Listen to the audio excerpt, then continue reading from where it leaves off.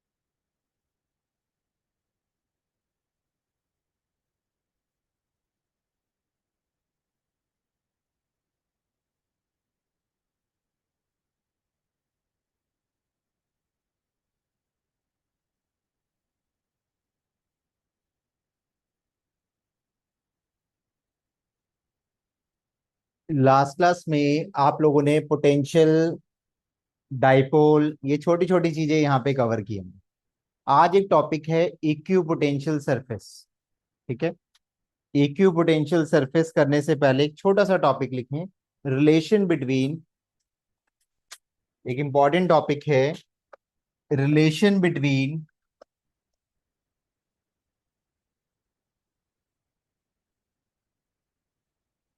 Electric field intensity and electric potential. ठीक है। ये टॉपिक बहुत इंपॉर्टेंट टॉपिक है आपके रीजनिंग क्वेश्चंस के लिए, आपके छोटे छोटे क्वेश्चंस के लिए, वन वर्ड क्वेश्चंस के लिए, ऑब्जेक्टिव फ्रेम क्वेश्चंस के लिए। बहुत ध्यान से एक बार समझना कहना क्या चाह रहा है। मैंने बोला रिलेशन किसके बीच में बताना है? इलेक्ट्रिक फील्ड इंटेंसिटी और इलेक्ट्रिक पोटेंशियल के बीच। तो इससे पहले एक छोटा सा टॉपिक आता है। The topic name is equipotential surface. Equipotential surface वो सरफेस होता है जहां पे वैल्यू ऑफ पोटेंशियल हर पॉइंट पे क्या होती है? सेम होती है। तो पोटेंशियल डिफरेंस क्या होगा? जीरो। तो वर्क डन क्या होगा? जीरो। ठीक है। सबसे पहले आप टॉपिक लिखें, इक्यू पोटेंशियल सरफेस।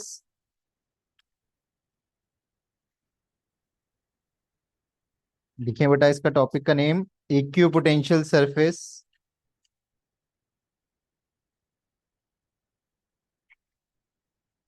लिखें, any surface, any surface that has same electric potential, any surface that has same electric potential at every point, any surface that has same electric potential at every point on it, every point on it is called an equipotential surface. Any surface that has same electric potential, any surface that has same electric potential at every point on it is called equipotential surface. Properties लिखेंगे, topic का नाम डालें properties of equipotential surface. Properties of equipotential surface.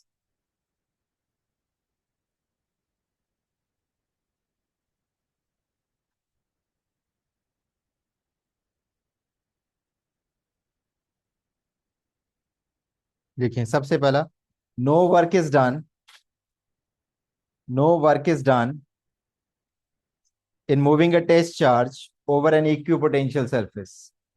No work is done. No work is done in moving a test charge. No work is done in moving a test charge over an equipotential surface. Over an equipotential surface.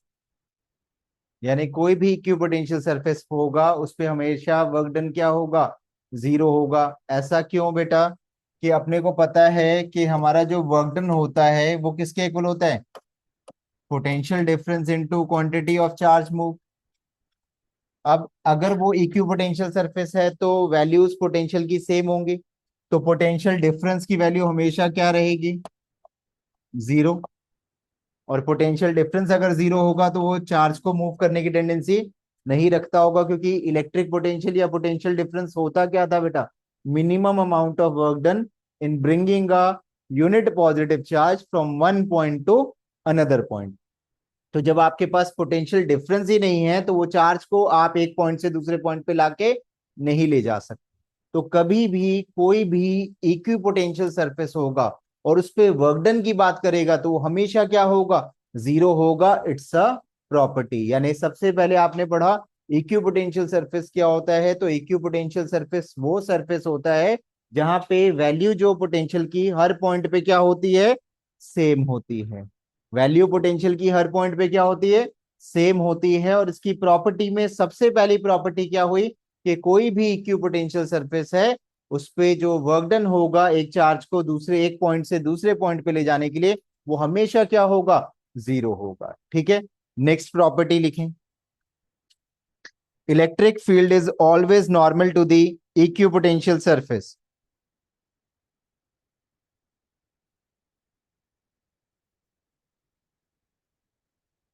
Electric field is always electric field is always normal to the equipotential surface at every point. Electric field is always normal to the equipotential surface at every point.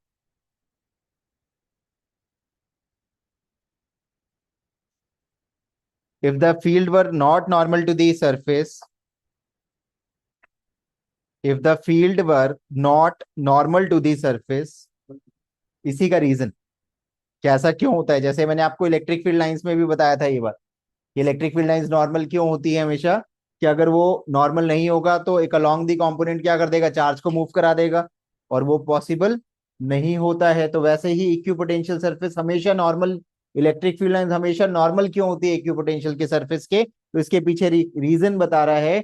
If the field were not normal to the surface, it would have a non zero component, it would have a non-zero component. If the field were not normal to the surface, it would have a non-zero component along the surface. It would have a non-zero component along the surface. So to move a test charge,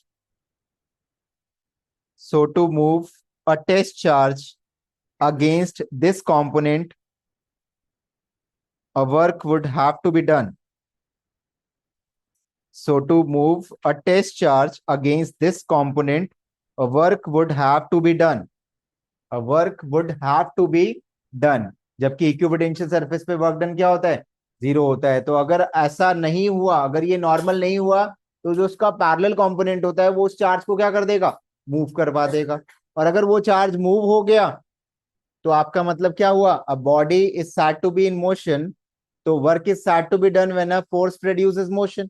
यानी अगर force body को motion में ले आया, क्योंकि जब आप किसी इलेक्ट्रिक फील्ड में चार्ज को रखते हैं वो फोर्स एक्सपीरियंस करता है, अगर उस फोर्स ने बॉडी को डिस्प्लेस कर दिया, यानी चार्ज को डिस्प्लेस कर दिया, तो आप क्या बोलेंगे, वर्क इज डन। चाहे वो पॉजिटिव हो सकता है चाहे वो नेगेटिव हो सकता है, लेकिन जीरो तो नहीं हो सकता। यस जपनाम। सर लास्ट पॉइंट रिपीट कर दो। मैंने बोला कि so to move a test charge against this component, a work would have to be done. कि अगर ये नॉर्मल नहीं होता है तो जो इसका अलोंग कंपोनेंट है इलेक्ट्रिक फील्ड का, जो कॉस थीटा वाला कंपोनेंट है, वो आपके चार्ज को मूव करवा देगा। और चार्ज मूव होने का मतलब there must be a potential difference. तो वो प्रॉपर्टी को ही क्या कर देगा, वायोलेट कर देगा, क्योंकि इलेक्ट्रिक इक्विपोटेंशियल सरफेस कौन सा सरफेस होता है, जहां पे वैल्यू पोटेंशियल की क्या होती है, सेम होती है। तो चार्ज मूव नहीं कर सकता। अगर वो चार्ज मूव कर रहा है दैट मींस पोटेंशियल सेम नहीं होंगे, तो वो इक्विपोटेंशियल सरफेस नहीं रहेगा। तो ये रीजनिंग कभी कभार आपसे बोल देता है कि इलेक्ट्रिक फील्ड लाइंस हमेशा नॉर्मल ही क्यों होते हैं, तो आपके पास उसका रीजन है कि अगर वो नॉर्मल नहीं होगा तो जो नॉन जीरो कंपोनेंट है अलोंग द फील्ड वो उस चार्ज को क्या कर देगा, उसके अगेंस्ट मूव करवाना स्टार्ट कर देगा। और अगर वो मूव कर रहा है that must be a potential difference there.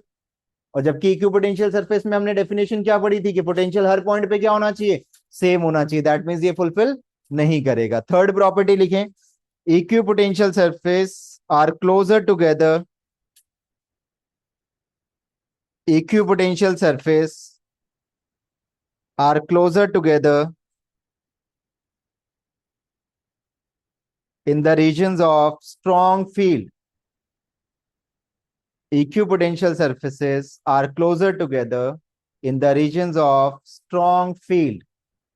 यानी इक्विपोटेंशियल सरफेस स्ट्रॉन्ग कहां पे होगा, जहां पे आपकी फील्ड लाइंस स्ट्रॉन्ग होगी। ठीक है, equipotential surface are closer together, यानी सरफेसेस पास पास कहां पे दिखेंगी, जहां पे आपकी फील्ड क्या होगी, स्ट्रॉन्ग होगी। जैसे यार इलेक्ट्रिक फील्ड लाइंस में नहीं पढ़ा था कि जहां फील्ड लाइंस क्राउडेड होंगी हम बोलेंगे वहां इलेक्ट्रिक फील्ड की स्ट्रेंथ ज्यादा है, और जहां फील्ड लाइंस फार अपार्ट होंगी वहां वो क्या बोलेंगे कि फील्ड वीक है।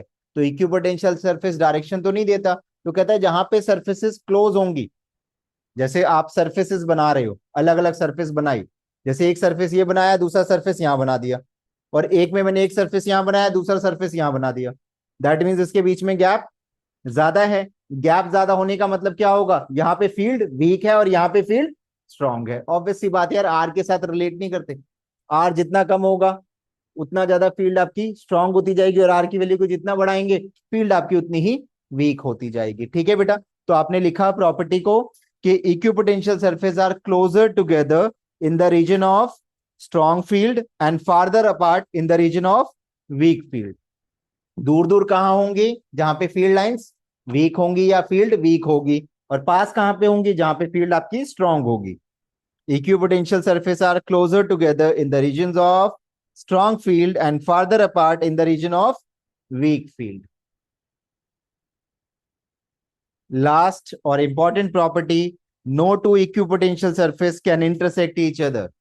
No two equipotential surface can intersect each other.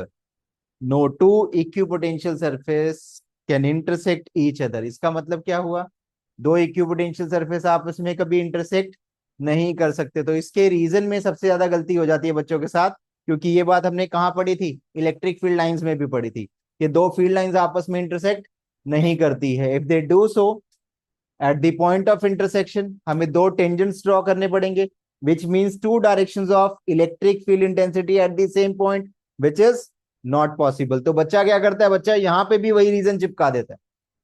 तो एक बात बताइए, वहां पे हम चार्ज की फील्ड को कैसे पढ़ते थे, वेक्टर फॉर्म में। यहाँ चार्ज की फील्ड को हम किस में पढ़ रहे हैं, स्केलर फॉर्म में। तो डायरेक्शन की बात तो हम कर ही नहीं सकते।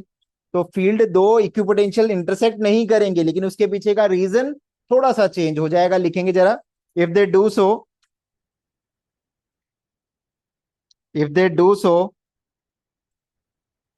If they do so at the point of intersection, if they do so at the point of intersection, we have two values of potential.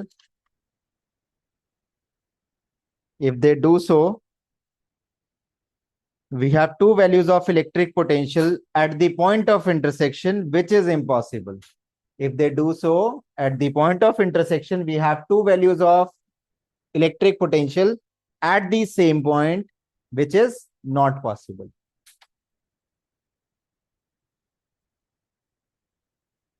ठीक है बेटा, अब उसके बाद यहाँ पे आपके कुछ डायग्राम्स हैं, नोट्स के साथ ही आप लिख लोगे अपने पास। यहाँ पे जहां आप थ्योरी लिख रहे हो ना, उसके नोट्स में ही मेंशन कर देना। नोट्स में से 4 फील्ड लाइंस बनानी है आपको एनसीईआरटी की बुक में से। ट्राई करना डायग्राम को ना बेटा एनसीईआरटी की बुक का रखना। एनसीईआरटी की बुक है, उसमें इक्विपोटेंशियल सरफेस जैसे नहीं था बेटा, पॉजिटिव चार्ज के लिए, और एक पॉसिबिलिटी क्या थी, पॉजिटिव पॉजिटिव के लिए, एक पॉसिबिलिटी क्या थी, पॉजिटिव और नेगेटिव के लिए, और एक पॉसिबिलिटी आपके पास क्या हो जाएगी, एक पॉजिटिव एक नेगेटिव, एक पॉजिटिव नेगेटिव, और 2 पॉजिटिव पॉजिटिव या नेगेटिव नेगेटिव। 4 डायग्राम्स हैं, इसमें जगह छोड़ देना और जाके आज ही बना लेना। ये आपसे डायरेक्ट पूछ लेता है पेपर के अंदर। ठीक है, अब आ जाओ जरा इसके ऊपर। मैंने आपसे बताया relation between electric field intensity and electric potential. इस बात को जरा ध्यान से समझेंगे, इस पे रीजनिंग क्वेश्चन ही आएगा। तो चाहे ये 1 मार्कर सेगमेंट या 2 मार्कर सेगमेंट, ये बहुत फेवरेट टॉपिक है आपके सेकंड चैप्टर का रीजनिंग के पॉइंट से। यहाँ पे बहुत सारी गलतियां आपसे होती हैं। तो मान लो मैंने ये सरफेस माने, ठीक है, इनके जो पोटेंशियल डिफरेंस से बहुत कम होंगे। रीजन पोटेंशियल डिफरेंस कम होने का मतलब क्योंकि क्यों पोटेंशियल सरफेस आपस में क्या है, क्लोज हैं, ठीक है। तो एक बात याद रखेंगे, जहां पे इलेक्ट्रिक फील्ड इंक्रीज होता है वहां पोटेंशियल डिक्रीज होता है। जिस डायरेक्शन में इलेक्ट्रिक फील्ड इंक्रीज होता है उस डायरेक्शन में आपका पोटेंशियल हमेशा डिक्रीज होता है, और जिस डायरेक्शन में आपका इलेक्ट्रिक फील्ड डिक्रीज होगा उस डायरेक्शन में आपका इलेक्ट्रिक पोटेंशियल इंक्रीज होगा। ये बात याद रहेगी। इलेक्ट्रिक फील्ड जहां बढ़ेगी वहां पोटेंशियल कम हो जाएगा, और जहां इलेक्ट्रिक फील्ड कम होगी वहां पोटेंशियल बढ़ जाएगा। ये बात क्लियर है इंदर। अब मान लो मैंने बोला इक्विपोटेंशियल सरफेस का मतलब क्या होगा बेटा, इस लाइन पे, पूरी लाइन पे कहीं पे भी पोटेंशियल बोलेगा तो क्या होगा, सेम, यानी वर्क डन क्या होगा, जीरो। लेकिन यहां से यहां ले जाने के लिए तो मुझे क्या करना पड़ेगा, वर्क डन करना पड़ेगा। अगर मैं इस पॉइंट से इस पॉइंट पे जाना चाहता हूं तो पोटेंशियल डिफरेंस है, और पोटेंशियल डिफरेंस है तो उसका मतलब मुझे वर्क डन करना पड़ेगा। क्या ये बात हमें समझ आती है। गलती होने के चांस सबसे पहले क्या हो जाते हैं यहाँ पे हरजस के दिमाग में क्या आता है, यार इक्यू पोटेंशियल सरफेस तो वहां तो वर्क डन हमेशा क्या होता है, जीरो। अब मैंने बोल दिया एक सरफेस से दूसरे सरफेस पे और इक्यू पोटेंशियल लिख दिया, तो बच्चे के दिमाग में आंसर क्या करता है, work done zero. Work done कहां पे जीरो, अगर मैं इसी लाइन पे कहीं जा रहा हूं। अगर मैंने बोला बेटा तशनीत यहाँ पे चार्ज पड़ा हुआ था, मैं यहां ले जाना चाह रहा हूं, मैं यहां लेके आना चाह रहा हूं, इस लाइन पे कहीं पे भी मैं जाऊंगा तो ये मेरा इक्विपोटेंशियल सरफेस है। यहां वैल्यू ऑफ पोटेंशियल हमेशा क्या होगी, सेम होगी, और पोटेंशियल डिफरेंस क्या होगा, जीरो होगा। तो वर्क डन क्या होगा, जीरो होगा। लेकिन अगर मैं इस पॉइंट से इस पॉइंट पे जाना चाहता हूं, जैसे कि मान लीजिए मैंने इस पे रख दिया एक प्लस क्यू चार्ज, अब मैं इस चार्ज को यहां ले जाना चाहता हूं, तो हर पॉइंट पे मेरी वैल्यू चेंज होगी। तो मैं छोटा सा पोटेंशियल मान लूं यहां पे, यहां से एक छोटा सा डिस्प्लेसमेंट माना डी आर। इलेक्ट्रिक फील्ड हमेशा कैसी होगी, सरफेस के नॉर्मल, तो ये एंगल क्या हो जाएगा, थीटा। दैट मींस इसका जो नॉन जीरो कंपोनेंट है, इसके दो कंपोनेंट्स बन जाएंगे, एक कॉस थीटा और एक साइन थीटा। तो कौन सा कंपोनेंट इसे मूव कराएगा, अलोंग द कंपोनेंट वाला। ये बात समझ आ रही है बेटा। अपने ने नॉर्मल पढ़ा था कि नॉर्मल नहीं होगा तो क्या होगा, उसका जो अलोंग कंपोनेंट है नॉन जीरो वो चार्ज को मूव कराएगा। तो अब मुझे क्या करना था, मुझे यहां से ये पता चल गया कि चार्ज को मूव कराना है तो इसका कौन सा कंपोनेंट यूज करना पड़ेगा, अलोंग द कंपोनेंट वाला। और अगर मूव नहीं कराना है तो मैं इसे क्या कर दूं, नॉर्मल कर दूं। और जैसे ही नॉर्मल कर दूंगा तो आपके अलोंग द कंपोनेंट आएंगे नहीं, तो वो काम करेगा नहीं। तो इससे मैंने क्या किया, जब मुझे चार्ज को मूव कराना है तो मैंने कुछ इस तरह से एडजस्ट किया कि इसके साथ इसका लॉन्ग कंपोनेंट इस चार्ज को मूव करा दे, और नहीं कराना है तो भी मैंने इस सरफेस को क्या कर दिया, इक्यू पोटेंशियल बना दिया। ये बात समझ आती है। तो वर्क डन क्या होगा, चार्ज इनटू पोटेंशियल। भाई पोटेंशियल का फॉर्मूला क्या होता था, वर्क डन बाय चार्ज। कौन सा चार्ज मूव कराना है, प्लस क्यू। तो वर्क डन का फॉर्मूला क्या हो गया बेटा, चार्ज इनटू पोटेंशियल। माइनस का साइन लगा होता है यहां, माइनस क्यों लगा, क्योंकि आपका जिस डायरेक्शन में इलेक्ट्रिक फील्ड इंक्रीज हो रहा है उस डायरेक्शन में पोटेंशियल डिक्रीज हो रहा होगा। ये बात समझ आ रही है बात। तो ये क्या हुआ बेटा, माइनस का साइन क्लियर है, यहाँ माइनस क्यों लगा, क्योंकि बच्चा यहां सोचता है माइनस क्यों लगा दिया, इलेक्ट्रॉन को मूव कराया, प्रोटॉन को कराएंगे तो प्लस कर देंगे। नहीं, ये साइन क्या बता रहा है बेटा, कि आपका इलेक्ट्रिक फील्ड जिस डायरेक्शन में इंक्रीज हो रहा है उस डायरेक्शन में पोटेंशियल डिक्रीज हो रहा है, ठीक है। अब ऐसे ही वर्क डन का एक फॉर्मूला क्या होता है, एफ डॉट डी आर बी होता है, पढ़ा था हम लोगों ने। डॉट प्रोडक्ट है तो क्या लिख दूं मैं इसे, इसे तो क्यू ई लिख दूं, इसे क्या लिख दूं बेटा, डी आर कॉस थीटा। ठीक है जी, यहां तक कोई डाउट है तो बताइए। ये कौन सा कंपोनेंट हो गया? Q E cos theta D R. ये फर्स्ट इक्वेशन हो गई और ये सेकंड इक्वेशन हो गई। From first and second, left hand side same है तो right hand side must be same. तो मैं इसे क्या लिख दूं बेटा? Minus Q D B is equal to क्या लिख दूं यहाँ पे? Q E cos theta D R. Q से क्यू कैंसिल, यानी चार चाहे प्रोटॉन है, चार चाहे इलेक्ट्रॉन है, चार चाहे अल्फा पार्टिकल है, मुझे उससे कोई मतलब नहीं है। क्योंकि पोटेंशियल कौन देता है? Source charge. जो चार्ज मूव कराना है वो कभी पोटेंशियल नहीं देता है। दैट मीन्स वो इंडिपेंडेंट हो जाएगा बेटा, हमेशा कैंसिल हो जाएगा। तो यहां से बच्चे डीवी का इंटीग्रेशन क्या हो जाएगा? बी। अब कॉस थीटा किसके बीच का एंगल है बेटा? कॉस थीटा डायग्राम में देख रहे हो आप, किसके बीच में एंगल है? इलेक्ट्रिक फील्ड और पोजीशन के बीच में। भाई ये थीटा एंगल किसके साथ है बेटा?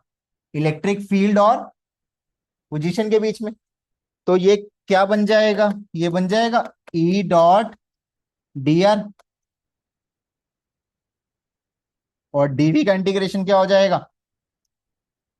डीवी का इंटीग्रेशन वी हो जाएगा, और ये माइनस का साइन यहां लग जाएगा, और ये इंटीग्रेशन का साइन आ गया।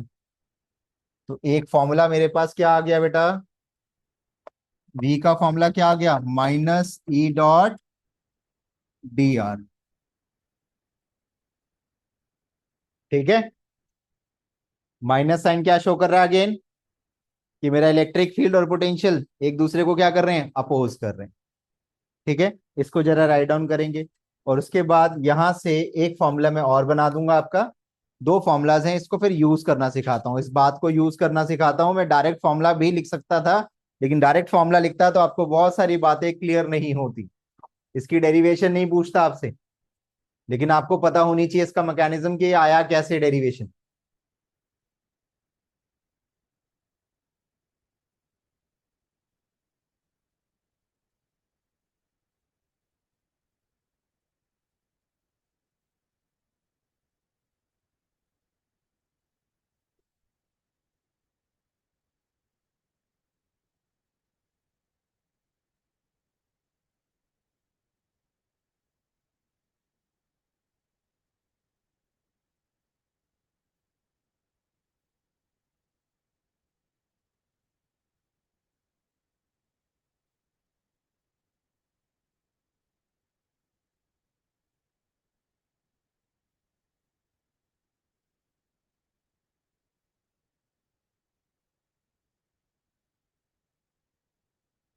भाई यहाँ इंटीग्रेट कर दिया ना मैंने इसको, डायरेक्ट डीवी का क्या लिख दिया? वी लिख दिया वैल्यू।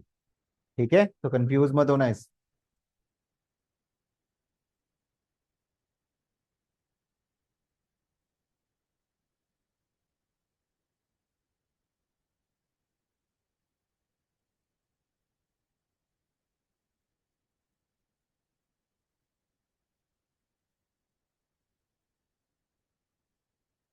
चलें आगे।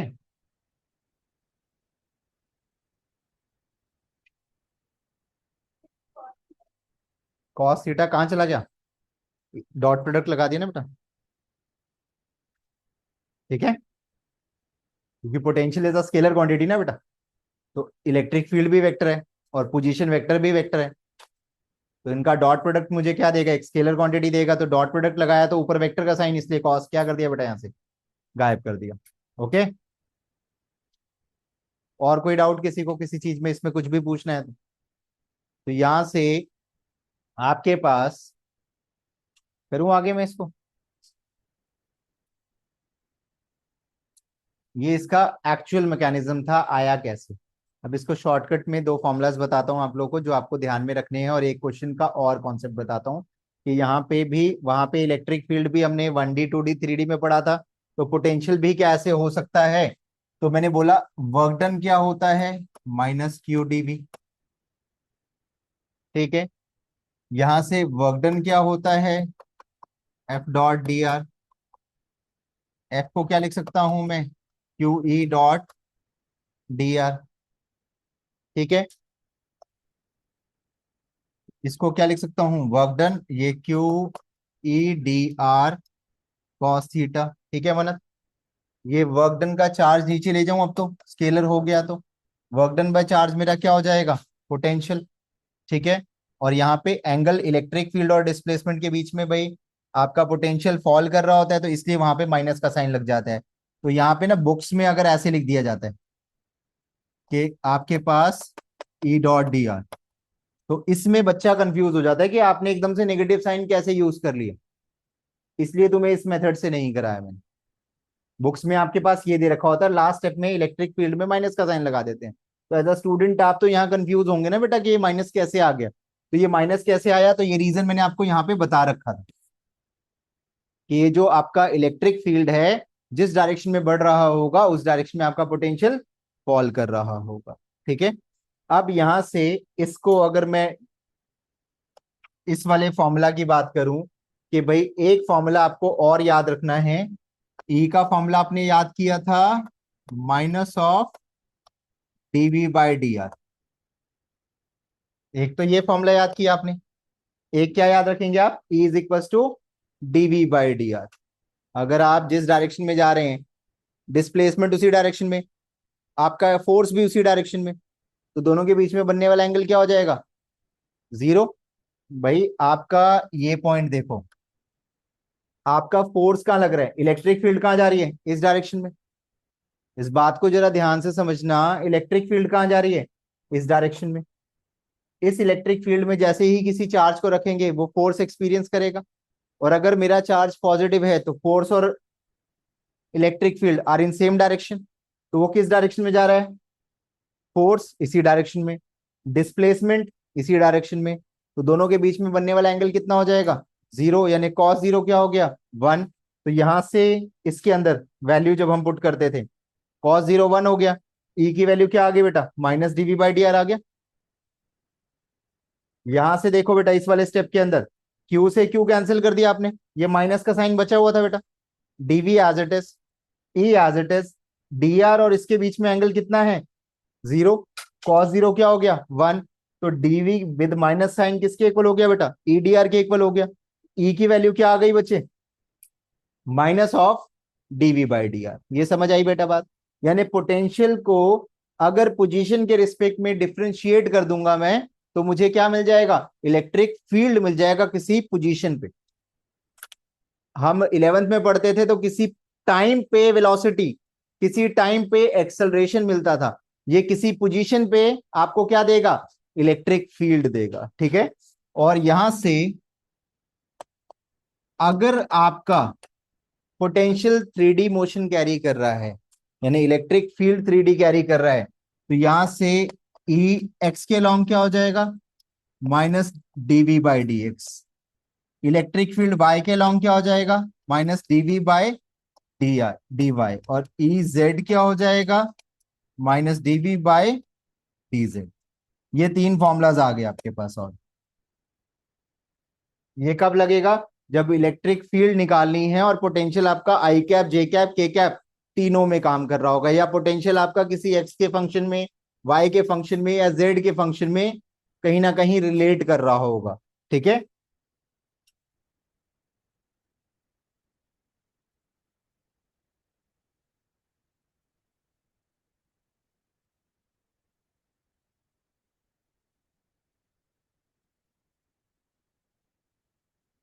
जब नाम पूछना है कुछ,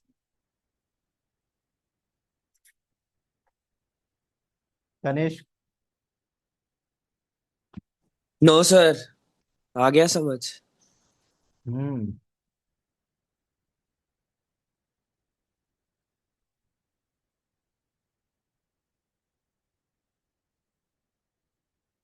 पक्का। स्वानी जी कुछ पूछना है, हो गया। ये माइनस साइन क्या शो कर रहे हैं यहाँ पे, कि पोटेंशियल और इलेक्ट्रिक फील्ड एक दूसरे को अपोज कर रहे हैं, जिस डायरेक्शन में आपकी इलेक्ट्रिक फील्ड बढ़ेगी उस डायरेक्शन में आपका पोटेंशियल कम हो जाएगा। यहां तक सारी बातें क्लियर हैं, कुछ पूछना है, किसी पॉइंट में कंफ्यूजन है तो मुझे बताओ, क्योंकि अब न्यूमेरिकल्स करा रहा हूं मैं, और यही चीजें मैं यूज करूंगा सारी की सारी। ठीक है, इन्हीं बेसिक चीजों को यूज करते हुए हम लोग क्वेश्चंस करेंगे।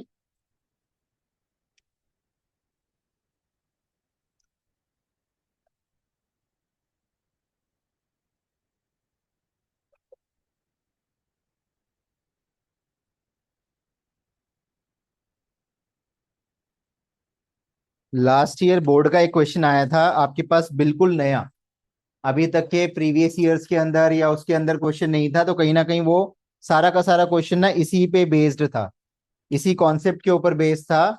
जैसे कि एक क्वेश्चन आपके पास दे दिया, आपको अगर याद हो ग्राफ की, छोटी सी मैं ग्राफ की बात करता हूं। मुझे ग्राफ किसके साथ कंपेयर करना है? सबसे पहले हॉलो कंडक्टिंग शेल की। मैं किसकी बात कर रहा हूं?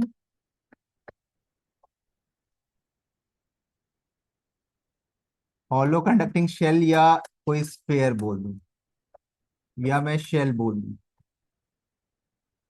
तो आपने यहाँ पे ई वर्सेस आर का ग्राफ बनाया था, इलेक्ट्रिक फील्ड वर्सेस आर का। कैसा बना था? अगर याद हो आपको, गॉस थ्योरम की एप्लीकेशन थी ये। सबसे पहले क्या हुआ था, एक हॉलो शेल बनाया आपने। सबसे पहले इनसाइड क्या होता था? जीरो। सरफेस पे क्या होता था? Maximum, and that is sigma by epsilon. उसके बाद वो क्या करता था बेटा? डिक्रीज करता था। Is it okay? ये किसका था बेटा diagram? Electric field versus R का। ठीक है, अब अगर मैं इसी को थोड़ा सा चेंज कर दूं और आपसे पूछूं कि आपका जो शेल है वो तो हॉलो ही है, बट पोटेंशियल वर्सेस आर का ग्राफ बनाओ, तो क्या सेम बनेगा? तो आपको एक बात याद रखनी है, मैंने लास्ट क्लास में लिखवाया भी था आपको, ग्राफ से करेंगे तो ज्यादा इजी रहेगा। आपके इस ग्राफ का क्या किस तरह से बनता है ये ग्राफ? अगर मैं इस ग्राफ की बात करूं तो ये कुछ ऐसा, ये सरफेस से ही बनेगा आपका।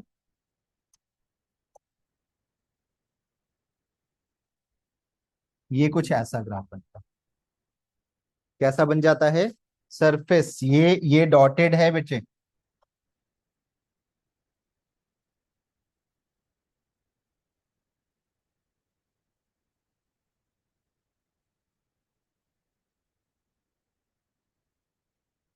किसकी बात कर रहे हैं बच्चे?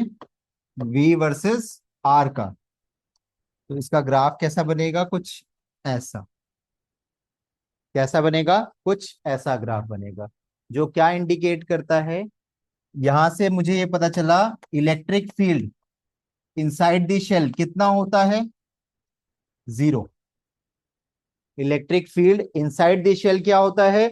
जीरो। और इलेक्ट्रिक फील्ड सरफेस पे क्या होता है बेटा? Maximum, and that is sigma by epsilon not. और सरफेस से बाहर क्या होता था? आउटसाइड द सरफेस हमें पता है क्या रिलेशन कैरी करता था? इनवर्सली का। और अगर मैं ये बोलूं आउटसाइड द सरफेस, तो याद है बेटा क्या होता था? Is inversely proportional to 1/r square. ठीक है, लेकिन पोटेंशियल के केस में आपको क्या याद रखना है? पोटेंशियल किसी सरफेस के इनसाइड और पोटेंशियल सरफेस पे हमेशा सेम रहता है, हॉलो कंडक्टिंग शेल के लिए।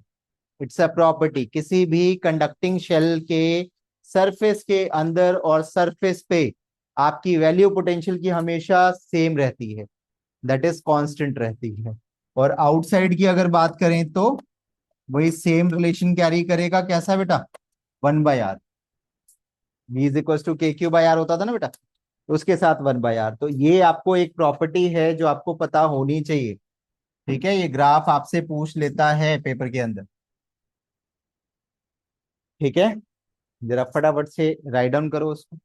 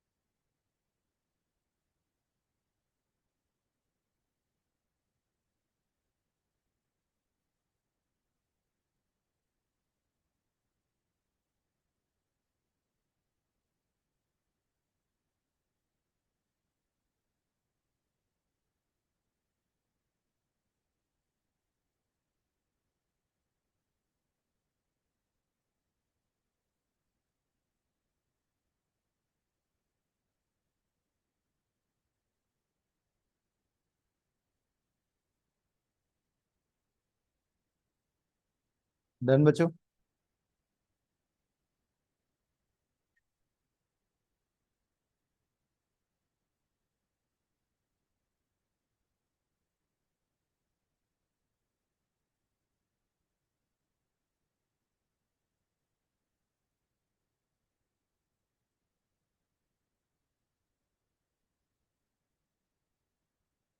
सरफेस पे जितना वैल्यू होगा v inside must be equal to v at surface, और ये आउटसाइड, ये मैक्सिमम। सरफेस पे इसकी वैल्यू मैक्सिमम होती है, गॉस थ्योरम में पढ़ा था ना बेटा, सिग्मा बाय एप्सिलॉन नॉट।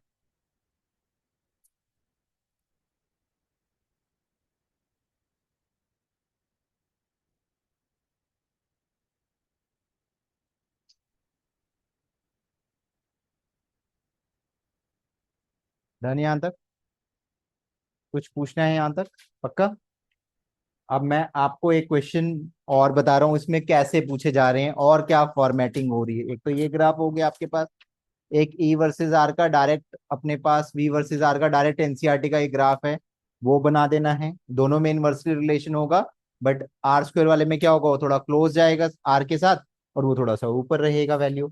अब एक ग्राफ आपके पास जो आजकल ज्यादा पूछे जा रहे हैं, ग्राफ वाले क्वेश्चन, कहता है आपसे वी वर्सेस आर, इसका ग्राफ दे रखा होगा आपको, ये ग्राफ दे रखा है, इसकी कुछ वैल्यू गिवन होगी। कहता है ओ ए बी सी, ये दे रखा है अपने पास ग्राफ, अपने पास क्वेश्चन में गिवन है। कौन सा ग्राफ है? V versus R. आपसे बोला draw E versus R graph by using this. आपको क्या बताना है? ई वर्सेस आर ग्राफ आपको बताना है इस ग्राफ को यूज करके। तो सबसे पहले ये देखिए कि पोटेंशियल और इलेक्ट्रिक फील्ड के बीच में रिलेशन कैसा है। नहीं, इनवर्स तो नहीं, इनवर्स का मतलब तो कुछ और ही हो गया। इसका मतलब क्या नेचर है? अपोजिंग नेचर है, यानी जिस डायरेक्शन में इलेक्ट्रिक फील्ड बढ़ रहा होगा उस डायरेक्शन में पोटेंशियल कम हो रहा होगा। या इन अदर वर्ड्स बोलूं, जिस डायरेक्शन में पोटेंशियल बढ़ रहा होगा उस डायरेक्ट, ये ग्राफ कौन सा है? Single line graph. ये कैसा ग्राफ है? Single line graph. और सिंगल लाइन ग्राफ का स्लोप हर पॉइंट पे क्या होगा? सेम। It's a property. कोई भी single line graph, straight line graph होता है, उसके स्लोप की वैल्यू हर पॉइंट पे क्या होगी? सेम। यानी ओ से ए पे, पूरे किसी भी पॉइंट पे अगर मैं चेक करूंगा तो मेरा स्लोप कैसा होगा? सेम होगा। अब स्लोप कैसे निकाला जाता है? वाई एक्सिस पे जो वैल्यू है डिवाइडेड बाय एक्स एक्सिस पे वैल्यू है। वाई एक्सिस पे क्या है तशनीत? डीवी। और एक्स एक्सिस पे क्या है? D R. ये मुझे क्या दे देगा वैल्यू? तो याद है तुझे E इज इक्वल टू क्या होता था? Minus of DV by D R, ये फॉर्मूला होता था। यानी DV by D R slope है, स्लोप का नेगेटिव, यानी मैं यहां से इसको ऐसे भी लिख सकता हूं, डीवी बाय डी आर, ये स्लोप मुझे क्या दे देगा? माइनस ऑफ ई दे देगा। बताइए स्लोप क्या होता था? y2 minus Y one upon में x2 माइनस x1। तो y2 माइनस वाई वन को मैं ये बोल सकता हूं value on vertical axis divided by value on horizontal axis. तो वर्टिकल एक्सिस पे क्या है? पोटेंशियल। तो उसका चेंज मैं क्या लिखूं? v2 माइनस v1, तो जिसे dv लिख सकता हूं। और पोजीशन का चेंज क्या होगा? r2 माइनस r1, जिसे मैं dr लिख सकता हूं। dv by dr, DV by D R मुझे क्या दे रहा है? Electric field. बट मुझे पता है इलेक्ट्रिक फील्ड और पोटेंशियल के बीच में एक रिलेशन है, E is equal to minus of DV by D r. यानी इस नेगेटिव साइन को मन्नत मैं यहां शायद शिफ्ट कर दूं, या दोनों साइड से माइनस से मल्टीप्लाई कर दूं, बात वही रहेगी। तो डीवी बाय डी आर मुझे क्या देगा? Negative of electric field. ठीक है, इस बात में कोई दिक्कत? ओशिता पूछना है कुछ? तशनीत यहां तक बात समझ आती है? अब मुझे एक बात बताओ, ओ से ए पोटेंशियल पॉजिटिव या नेगेटिव? और इसका स्लोप देगा क्या? इलेक्ट्रिक फील्ड देगा। ओ ए का स्लोप क्या दे रहा है मुझे? इलेक्ट्रिक फील्ड दे रहा है, और स्लोप की वैल्यू हर पॉइंट पे क्या होगी? सेम होगी, ये चेंज होगी नहीं। तो यानी ओ से ए किसी भी पॉइंट पे मैं इलेक्ट्रिक फील्ड बोलूं तो वो क्या रहेगी, कांस्टेंट रहेगी, सेम रहेगी। अब कैसी होगी, ओ से ए पोटेंशियल कैसा है, पॉजिटिव या नेगेटिव, पॉजिटिव, तो इलेक्ट्रिक फील्ड कैसा होगा, नेगेटिव। पोटेंशियल अगर पॉजिटिव है तो इलेक्ट्रिक फील्ड नेगेटिव, अगर पोटेंशियल नेगेटिव होता तो माइनस से माइनस कट के इलेक्ट्रिक फील्ड क्या हो जाती, पॉजिटिव। ये बात याद रहे, ओ से ए पोटेंशियल पॉजिटिव तो इलेक्ट्रिक फील्ड नेगेटिव और कांस्टेंट, नेगेटिव के साथ साथ कांस्टेंट। कांस्टेंट क्यों, क्योंकि ये ग्राफ कैसा है, सिंगल लाइन ग्राफ, और सिंगल लाइन ग्राफ का स्लोप हर पॉइंट पे कैसा होता है, सेम होता है। ए से बी स्लोप क्या हो गया, जीरो, यानी ये कुछ भी नहीं देगा, ये कुछ भी नहीं देगा, यानी यहां पोटेंशियल अगर जीरो है, यहां पे पोटेंशियल डिफरेंस क्या है बेटा, ए पे भी वी और बी पे भी वी, तो V2 माइनस V1 क्या हो गया, जीरो हो गया। तो अगर ये जीरो हो गया और किसी को भी जीरो से डिवाइड करेंगे तो आंसर विल बी जीरो ना, डी आर को मैंने जीरो से डिवाइड किया, आंसर जीरो, यानी अगर पोटेंशियल जीरो तो मेरा इलेक्ट्रिक फील्ड भी क्या होगा, जीरो। तीसरे पॉइंट पे बी से सी अगेन स्ट्रेट लाइन है, ग्राफ कैसा है, स्ट्रेट लाइन, स्लोप कैसा है, नेगेटिव, स्लोप कैसा है, नेगेटिव, स्लोप इज नेगेटिव, और ग्राफ कैसा है, स्ट्रेट लाइन, यानी स्लोप जो दे रहा होगा वो कांस्टेंट वैल्यू देगा, हर पॉइंट पे उसकी वैल्यू क्या रहेगी, सेम। और डीवी बाय डी आर का स्लोप मुझे क्या देता है, इलेक्ट्रिक फील्ड किस साइन के साथ, नेगेटिव साइन के साथ। तो बेटा यहां पे पोटेंशियल का ग्राफ कैसा है, नेगेटिव, तो माइनस और माइनस कट के इलेक्ट्रिक फील्ड को क्या कर देगा, वो पॉजिटिव, लेकिन वैल्यू कैसी रहेगी, कांस्टेंट। तो इसका ग्राफ कैसा बन गया बेटा, मैंने लिखा ई और आर। तो बेटा सबसे पहले इस वाले के लिए कैसा होगा, नेगेटिव, फिर जीरो, और फिर पॉजिटिव, ये इसका ग्राफ बन गया। कौन सा, ई वर्सेस आर ग्राफ। आजकल जो कॉम्पिटेंसी बेस्ड क्वेश्चंस आ रहे हैं उसमें क्या कर रहा है, ग्राफ देके बोल रहा है इसका ड्रॉ कर दो, या ये देके बोलेगा इसका ग्राफ ड्रॉ कर दो। तो ये अपने को पता है स्ट्रेट लाइन है मतलब इलेक्ट्रिक फील्ड कांस्टेंट है, तो ग्राफ कैसा बनेगा, बोल रहा है यहां से यहां तक पोजीशन चेंज हो रही है। मान लीजिए इसको आपने आर ले लिया, इसको 2R ले लिया और इसको 3R ले लिया, तो ये कौन सी पोजीशन तक है बेटा, आर तक, ये क्या है 2R तक, और ये क्या है 3R तक। जीरो से आर तक इलेक्ट्रिक फील्ड कैसी रहेगी, कांस्टेंट। आर से 2R तक इलेक्ट्रिक फील्ड कैसी रहेगी, जीरो। 2R से 3R तक इलेक्ट्रिक फील्ड कैसी रहेगी, कांस्टेंट बट पॉजिटिव। ठीक है बेटा, इसे जरा राइट डाउन करें, देखें, पूछो स्टेप्स को, जो डाउट लग रहा है मेरे से, ये आना ही आने हैं कॉम्पिटेंसी बेस्ड क्वेश्चन, ये हॉट फेवरेट क्वेश्चंस हैं, ये 2-3 साल से फ्रेम कर रहा है हर बार, तो ये कहीं ना कहीं घुमाएगा, ये आपको खुद से बनाना आना चाहिए। सिर्फ तरीका बता दिया, इसको जरा राइट डाउन करो। मैं थोड़ा सा पॉइंट आपको रिवाइज करा देता हूँ, 11th का जो ये स्लोप वाला पॉइंट है या इंटरसेप्ट वाला पॉइंट है, वहां से आपको क्लियर हो जाएगा और ज्यादा। सर ये ए टू बी वाला फिर से समझा दो। ए टू बी में पोटेंशियल डिफरेंस जीरो हो गया ना बेटा, सर वो कैसे हुआ था एक बार बता बेटा दो। इस पे पोटेंशियल कैसा है, नेगेटिव। इस पे नेगेटिव है, देखियो जरा, मुझे तो दिख नहीं रहा नेगेटिव, पोटेंशियल तो ये होगा नहीं। ना सर। हाँ हाँ हाँ। मान लीजिए यहाँ पे मैंने बोला ये 6 वोल्ट है, तो ए पॉइंट पे पोटेंशियल कितना है, 6 वोल्ट। और बी पॉइंट पे कितना, 6 वोल्ट। तो डीवी का मतलब डिफरेंस बताना है, किसका, हम्म। Final minus initial. तो 6 - 6 अभी तक क्या होता है बेटा, जीरो होता। है ना, तो यहाँ पे जीरो हो जाएगा, हाँ जी सर। तो इलेक्ट्रिक फील्ड क्या हो जाएगी, जीरो हो जीरो। जाएगी।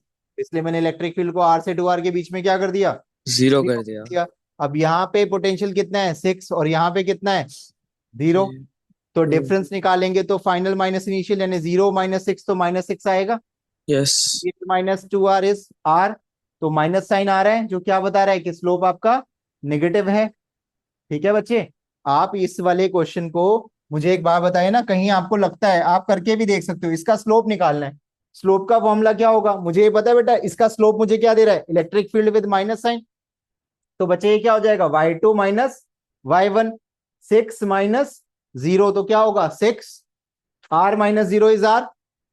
तो ये वैल्यू मेरे पास क्या आ गई 6 आ गई, किस साइन के साथ, पॉजिटिव साइन के साथ, बट इसका जो स्लोप है वो मुझे क्या देता है, नेगेटिव ऑफ इलेक्ट्रिक फील्ड देता है। तो मेरा क्या हो जाएगा वैल्यू इलेक्ट्रिक फील्ड का, -6 वोल्ट पर मीटर।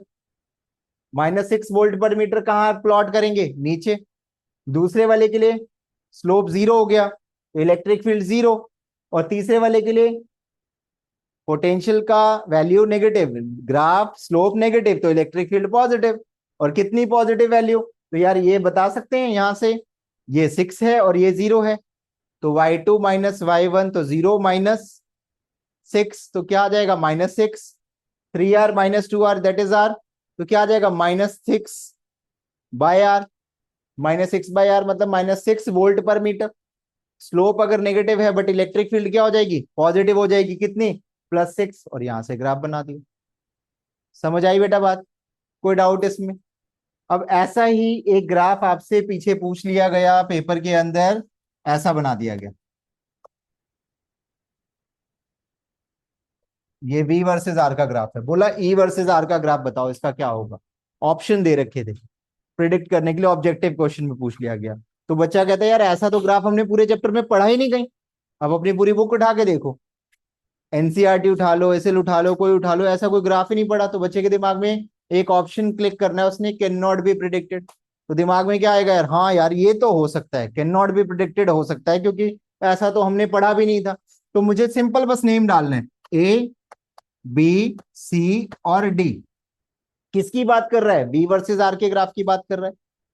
ये ग्राफ कैसा, इंक्रीजिंग या डिक्रीजिंग, डिक्रीजिंग। तो अपने को ये पता है स्लोप नेगेटिव तो इलेक्ट्रिक फील्ड पॉजिटिव, ये बात समझ आई।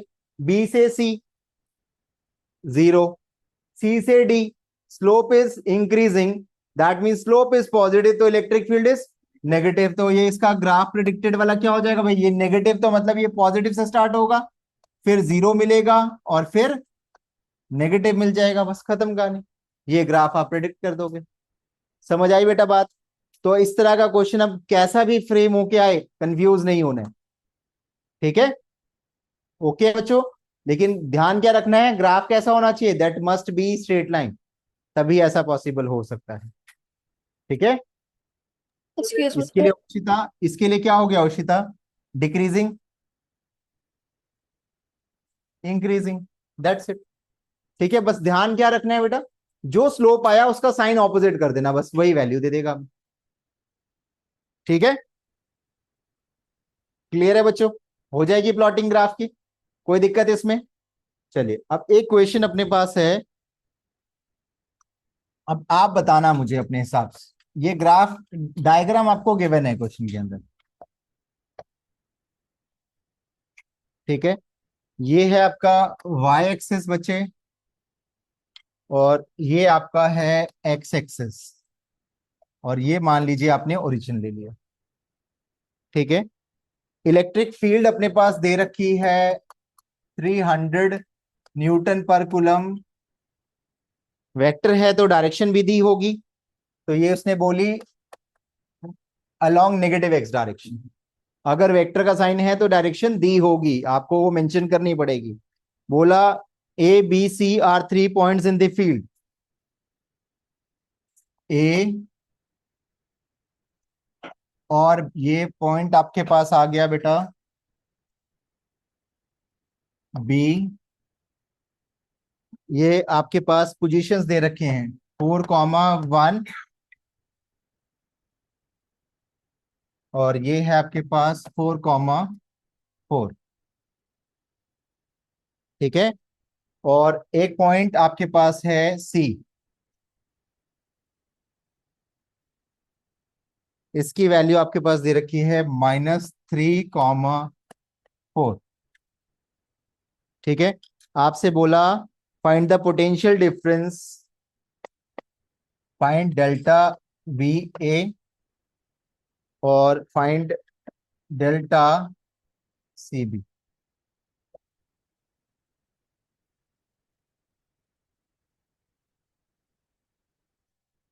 पोटेंशियल डिफरेंस किस पॉइंट्स के बीच में निकालना है, बी और ए पॉइंट के बीच में। तो मेरे को एक बात बताइए, इस डायरेक्शन में इलेक्ट्रिक फील्ड क्या हो रही है? इंक्रीज।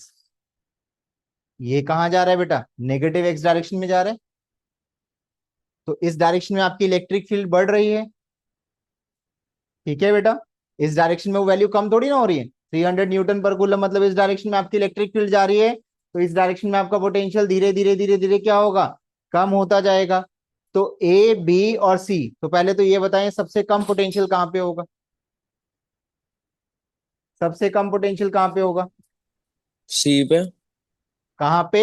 सी पॉइंट पे। और सबसे ज्यादा कहां होगा? ए और बी दोनों पे। ए और बी दोनों पे। ऐसा क्यों? क्योंकि दोनों सेम पॉइंट पे। अब सेम पॉइंट पे होने का मतलब ये क्या बन गया? इक्विपोटेंशियल सरफेस बन गया। तो पोटेंशियल ए पे और पोटेंशियल बी पे क्या हो गया? सेम हो गया। बेटा आप पोटेंशियल जीरो मत लिख देना, गलत हो जाएगा। पोटेंशियल क्या हो गया बेटा? ए पे किसके इक्वल हो गया? बी के। तो डेल्टा वी बी ए क्या हो जाएगा बच्चे? जीरो। क्या कोई दिक्कत इसमें? ये बात समझ आती है? भाई ए पे और बी पे सेम पॉइंट पे हैं। ए और B are at same point. तो सेम पॉइंट मतलब एक लाइन पे आ गए आप। उस लाइन पे आपका पोटेंशियल क्या हो गया? सेम, क्योंकि ये सरफेस क्या बन गया? ए बी क्या बन गया? ए क्यू क्यू पोटेंशियल सरफेस। क्या बन गया? एक ए Q potential surface. Is it okay बेटा? ये क्या बन गया? ए क्यू पोटेंशियल सरफेस बन गया। अब वैल्यू जितनी पोटेंशियल की ए पे है उतनी ही पोटेंशियल की वैल्यू बी पे भी है, तो उसका पोटेंशियल डिफरेंस क्या हो जाएगा? जीरो हो जाएगा। अब दूसरा पॉइंट क्या बोला? सी से बी, ये वाली बात कर रहे हैं। तो अभी हमने पढ़ा इलेक्ट्रिक फील्ड का formula minus delta v by delta x हो जाएगा, dv by D r with minus sign. लिख सकते हैं dv by D r with minus sign. तो अपने को क्या चाहिए? डेल्टा वी चाहिए, तो वो क्या हो जाएगा? Minus E into delta x. ये बात क्लियर है बेटा? ठीक है, ये बात क्लियर है। अब डेल्टा एक्स कितना होगा? इलेक्ट्रिक फील्ड कितनी होगी? इलेक्ट्रिक फील्ड कितनी है? 300 न्यूटन पर कूलम। डेल्टा एक्स मतलब बी से सी का एक्स डायरेक्शन में कितना डिस्प्लेसमेंट करना है, इसे बता सकते हैं हम? ये बड़ी गलती करवाता है आप लोगों से। कितना डिस्टेंस आप ट्रैवल कर रहे हैं बी से सी? बेटा यहां से यहां कितना मनत? 4। और यहां से यहां कितना है? 3। माइनस साइन तो क्या बता रहा है? सिर्फ क्या आप एक्स डैश में हो, मैग्नीट्यूड तो नहीं बता रहा। कितना डिस्टेंस ट्रेवल कर रहे हैं हम? 7 मीटर में होगा तो 7 मीटर, और सेंटीमीटर में होगा तो, अब हमें वैल्यू नहीं दे रखी, हम क्या मान के चलेंगे? मीटर। तो यहां से वैल्यू क्या आ गई बेटा? डेल वी की वैल्यू क्या आ गई बच्चे? Minus as it is. Minus क्या शो कर रहा है? कि जिस डायरेक्शन में इलेक्ट्रिक फील्ड बढ़ रहा है उस डायरेक्शन में पोटेंशियल कम हो रहा है। और इलेक्ट्रिक फील्ड कितनी है? 300 और ये 7। तो ये क्या आ गया बेटा? बताइए मुझे, कोई डाउट तो? Excuse me sir. यस बेटा। सर इलेक्ट्रिक फील्ड तो नेगेटिव में है, तो फिर वहां पर नेगेटिव नहीं आएगा? बेटा ये डायरेक्शन है सिर्फ, मैं यहाँ पे डायरेक्शन यूज किया बच्चे? No sir. मैंने क्या लिखा इसे? डेल वी मतलब मैग्नीट्यूड पोटेंशियल का क्या होगा? ई डॉट डी एक्स होता है, वरना तो मैं ई डॉट डी आर लगाता ना बेटा। Yes sir. मेरा फॉर्मूला, मैंने अगर आपको याद हो, एक फॉर्मूला मैंने अभी क्या बताया था? Minus DV by D R.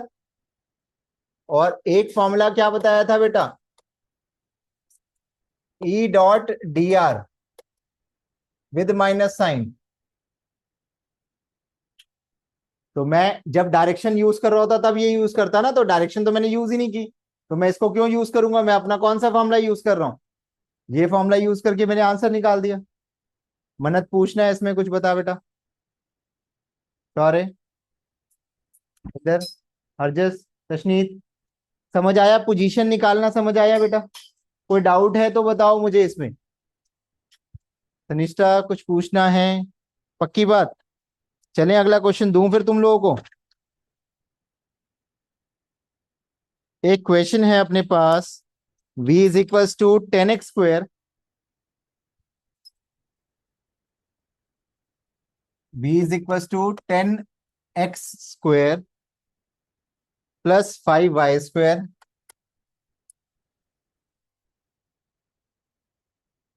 Minus 3z²। ये दे रखा है अपने पास, यानी पोटेंशियल कौन कौन सी पोजीशन पे दे रखा है और अपने पॉइंट्स जो दे रखे हैं ये स्पेस में पड़ा हुआ है। पोटेंशियल जो है ये पॉइंट्स दे रखे हैं आपके पास -1, 2 और 3 मीटर। आपको इलेक्ट्रिक फील्ड बतानी है। ये कहां पे है, कौन सा मोशन है, बता सकते हैं ये कौन सा मोशन है ये, 1D 2D या 3D? भाई कोऑर्डिनेट्स कितने होते हैं तशनीत, x, y, z। अगर सिर्फ एक कोऑर्डिनेट स्पेसिफाइड हो आउट ऑफ 3 तो मोशन कैसा होता, 1D। दो कोऑर्डिनेट स्पेसिफाई होते तो 2D, और तीनों कोऑर्डिनेट स्पेसिफाइड हो तो 3D। यानी 3D मोशन को मैं क्या कहता हूं, मोशन कहां पे हो गया बेटा, स्पेस में। मोशन कैसा हो गया, स्पेस में। और सिर्फ x होता तो 1D, सिर्फ y होता तो 1D, और सिर्फ z होता तो 1D। यानी इलेक्ट्रोस्टैटिक के सारे फॉर्मूला लगते, क्योंकि हम straight line along the line motion को ही तो पढ़ रहे हैं यहाँ पे। अब यहाँ पे कैसे निकाला जाए इलेक्ट्रिक फील्ड, तो किस किस के अलॉन्ग आएगा, x के अलॉन्ग अलग, y के अलॉन्ग अलग और z के अलॉन्ग अलग। तो मैंने आपको बताया था इलेक्ट्रिक फील्ड x का फॉर्मूला क्या बताया था बेटा, -dv/dx। ये था बच्चे, v की वैल्यू प्लेस कर दी, -d/dx as it is. v की जगह क्या लिखा बेटा, 10x² plus 5y² minus 3z²। तो इसमें एक बात बताइए, क्या y चेंज हो रहा है, z चेंज हो रहा है? क्योंकि चेंज किसके रिस्पेक्ट में कर रहे हैं हम, x के। तो ये दोनों टर्म्स क्या हो जाएंगे, कांस्टेंट, और किसी भी कांस्टेंट का डिफरेंशिएशन क्या होता है, 0। तो यहां से सिर्फ वैल्यू क्या आ जाएगी बेटा, -20x। ठीक है, अब x की वैल्यू क्या किस पे पूछी है मुझे, -1 पे। तो ये क्या हो जाएगा, -20 इंटू -1, तो ये क्या आ जाएगा बेटा, 20 वोल्ट पर मीटर। तो इलेक्ट्रिक फील्ड x के अलॉन्ग कितनी है, 20 वोल्ट पर मीटर, जो अगेन मेरी उस बात को जस्टिफाई कर रहा है कि अगर मेरा पोटेंशियल नेगेटिव है तो इलेक्ट्रिक फील्ड पॉजिटिव आएगी। ठीक है बेटा, ये मेरे आंसर को टेली करने का भी एक तरीका हो गया। तो y के अलॉन्ग निकाल सकते हैं बेटा, y के अलॉन्ग बता दो बच्चों कितनी आ रही है, कितना, माइनस कितना, 20, और थर्ड वाले में 18, प्लस में या माइनस में, प्लस में। बेटा y के लिए वैल्यू निकालेंगे मनत, सेम वही स्टेप्स। y क्या हो जाएगा, -dv/dy। तो अब x और z क्या हो जाएंगे, कांस्टेंट, और y के रिस्पेक्ट में उसे डिफरेंशिएट कर देंगे। और जब ez निकालेंगे तो क्या होगा बेटा, सिर्फ z चेंज होगा, x और y वाले कंपोनेंट्स क्या हो जाएंगे, कांस्टेंट, और किसी भी कांस्टेंट का डिफरेंशिएशन क्या होता है, 0। ठीक है बच्चे, बात समझ आई इस क्वेश्चन में, कोई डाउट है बताओ।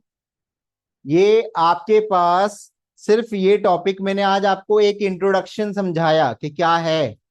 अगली क्लास के अंदर इसमें एक शीट दूंगा मैं आप लोगों को क्वेश्चंस करने की, और इसको फिर से एक बार रिकॉल करना, इसमें बहुत सारे डाउट्स पूछना। रीजन मैं आपको अभी बता दूं, ये मई के अंदर ही बोर्ड में एक क्वेश्चन आपके पास 2 मार्कर या 3 मार्कर इस टॉपिक से होगा ही होगा।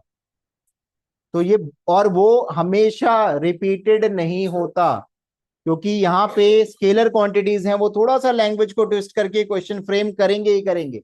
कॉम्पिटेंसी बेस्ड क्वेश्चंस की जो चार्ट आते हैं, जो क्वेश्चंस हमें मिलते हैं as a study materials CBSE की साइड से या किसी से, उनमें इस तरह के क्वेश्चंस बहुत ज्यादा फ्रेम कर रहा है।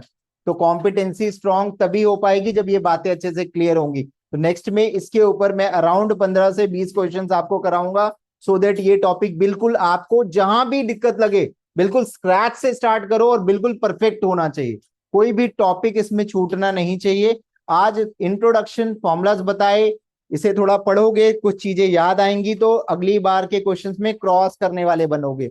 फिर नेक्स्ट में इसके और क्वेश्चंस को कवर करेंगे, ठीक है। नेक्स्ट में ये हमारा इलेक्ट्रिक पोटेंशियल, पोटेंशियल एनर्जी दोनों खत्म हो जाएगा और एनसीईआरटी की बुक लेके आएंगे नेक्स्ट क्लास में आप लोग।